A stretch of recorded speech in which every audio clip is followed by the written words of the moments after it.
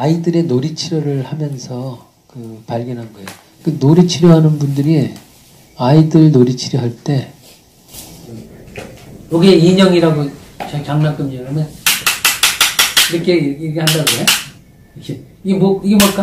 박수 치는 걸까? 이게 뭘까? 엄마랑의 성관계. 응. 엄마 아빠가 지금 붙어있는 거고 붙어있는 인형을 또 찢기도 해. 찢어가지고 막 버리기도 하고 붙어있는 거에 대한 시기심이 있어가지고 막 좋아하고 깔깔거리기도 하고 찢고 막 이게 도대체 저건 어디서 나왔을까? 네.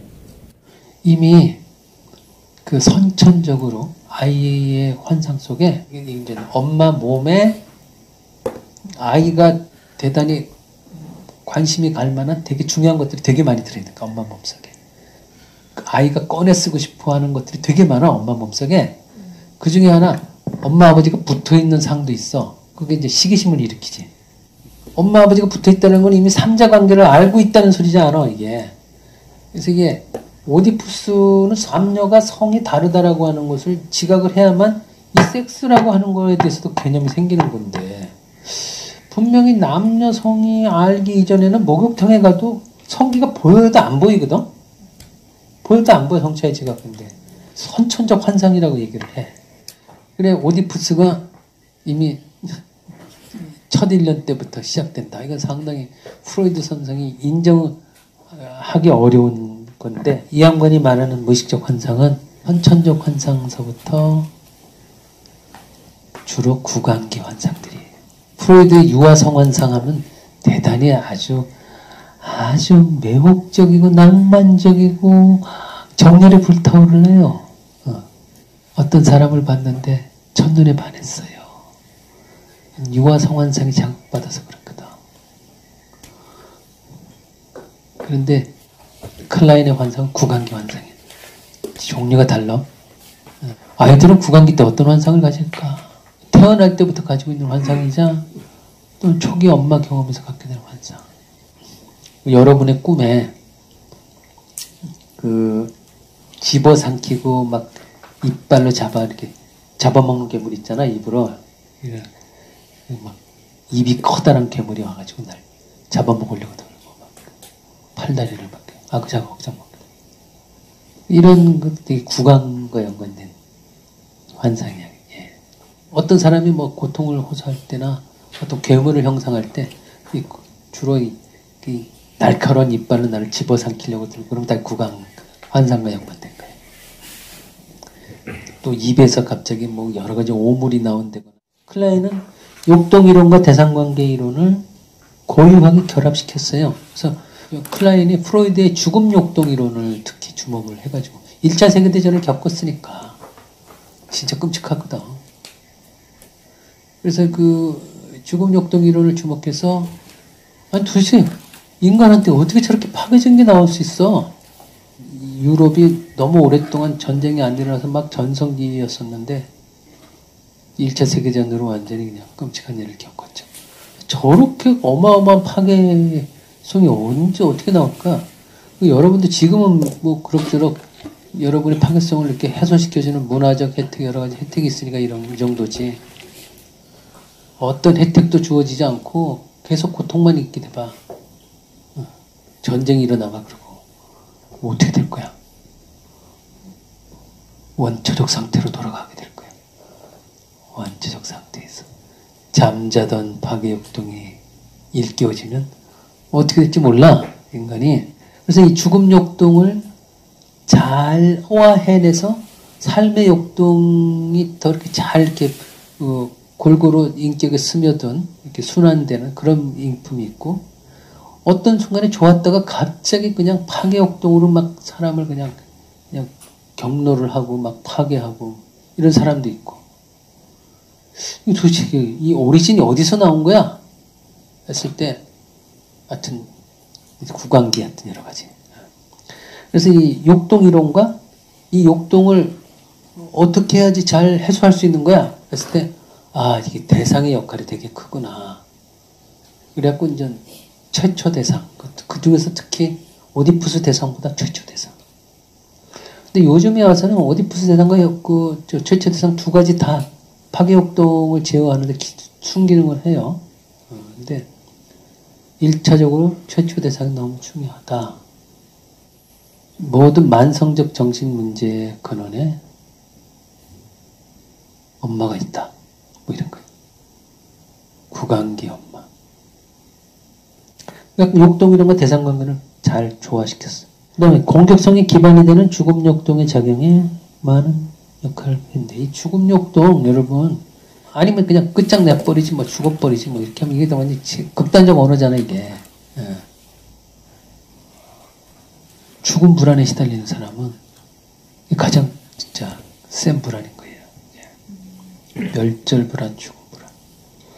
저게 엄마 관계 어떻게 결핍이 있는 거지. 박탈이 있고. 근데 그 죽음 욕동과 죽음 불안은 좀 다른 거 아닙니까? 죽음에 대한 불안은 일반적으로 그냥 우리가 알고 있는 거잖아. 다 죽은 거 불안하잖아. 죽음 욕동이라는 거는 좀 다르지 않습니까? 아, 이게 다른데요. 왜 연관이 되냐면요. 죽음 욕동이 엄마에 의해서 처리가 안 됐을 때 아기가 그거를 주체하기가 어렵거든요. 그랬을 때 그거를 해소하는 방법 중에 투사가 있어요. 투사. 그럼 죽음욕동 또는 파괴욕동이 투사가 되면은 환경에다 투사할 수도 있고 대상한테 투사할 수 있어요. 그 환경에 투사하면은 이 환경이 나를 파괴하려고 드는 위험한 환경으로 지각이 돼요. 그럼 거기서 이제 박해불안과 죽음불안에 시달리는 거죠. 그래서 이제 연관이 된다는 거예요. 그 투사적 동시 때문에. 욕동은 대상을 지향하며, 아까 오브젝트 시킹 한다 그랬잖아요. 욕동은 대상을 지향하며, 그 리비도가 또는 에로스가 대상을 지향해요.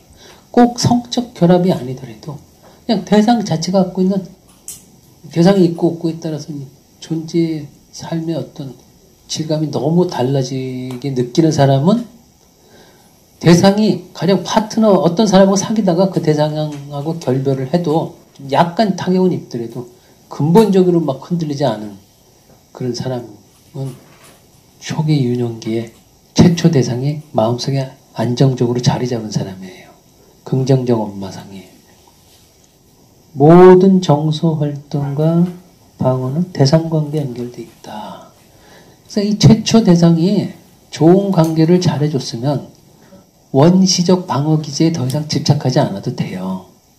예. 최초 대상이 죽음욕동을 또는 파괴욕동을 잘 해소시켜줬으면 투사와 투사적 동의시를 덜 사용하게 돼요.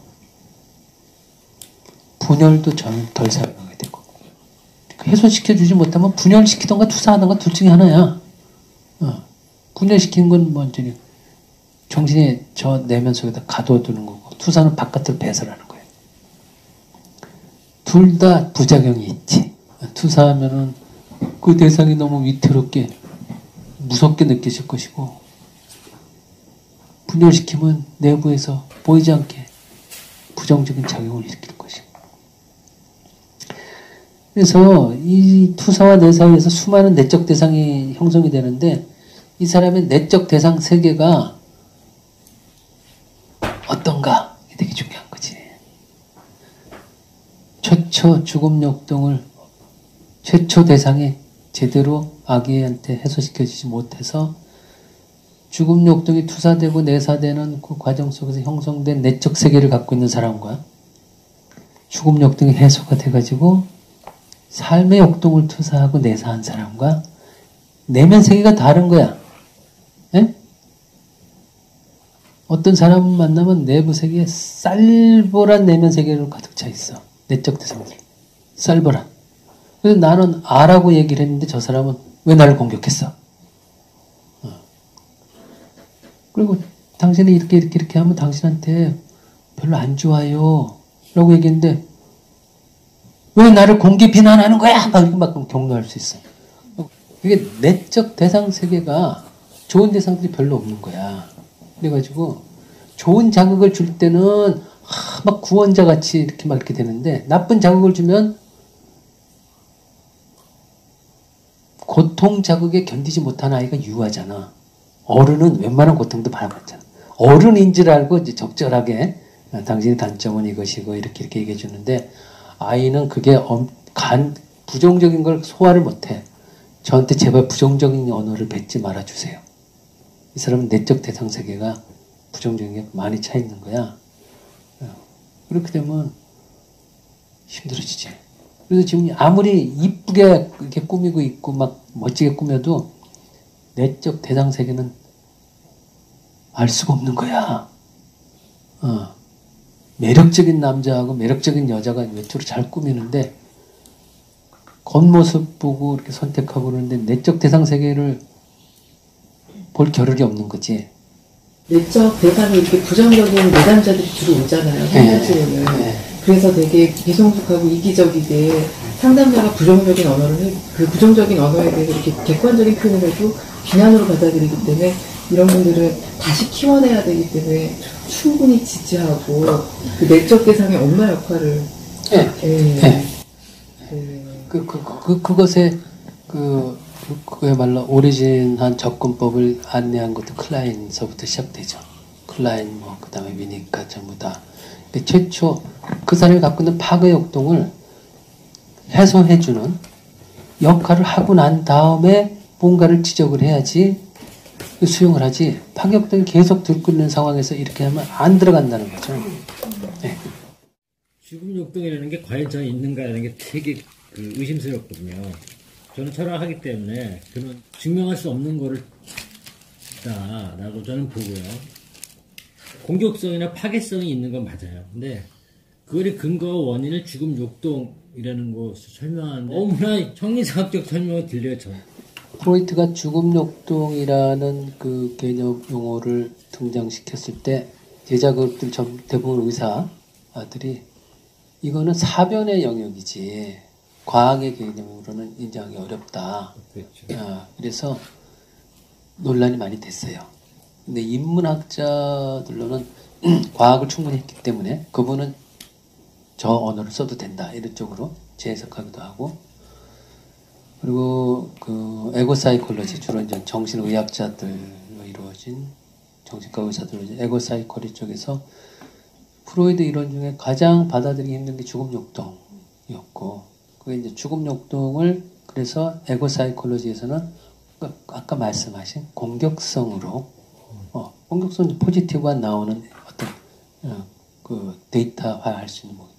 그래서 공격성으로 약간 변화시켜서 했는데 인문학을 하는 분들로는 공격성을 하게 되면 또 이렇게 질감이 많이 달라져서 많이 달라져요.